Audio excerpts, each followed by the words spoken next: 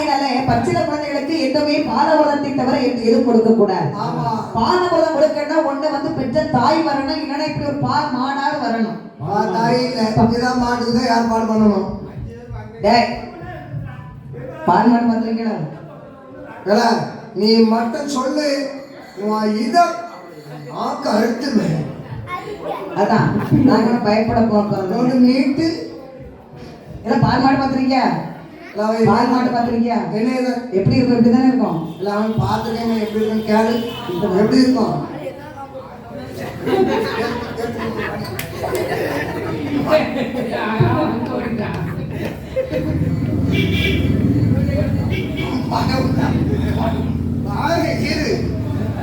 அந்த பயணத்தெல்லாம் அப்படி சொல்லி கொடுத்து போற பால் மாடு நீ பாத்துருக்கியா? இப்படிதானமா இருக்கும். அவன் ஏசுற மாதிரி உள்ளே ஏசுவேன். இல்ல அக்கா இருக்கு, தைரியமா நில்லுங்கடா. ஒண்ணும் பண்ணி இறங்கி ஓடிட மாட்டான்டா. சரி, இப்ப மாட்டுக்கு ஏற்பாடு பண்ணணும். அப்படியானா மாட்டா நதி தேவன் ஆண்டவரை நினைத்து ஆகாயத்துல அப்படி எட்டி பாக்குறேன். பார்க்கக்கூடிய சமயம் அங்க இருந்து ஒரு பசு அப்படி பாய்ந்து வருகிறது.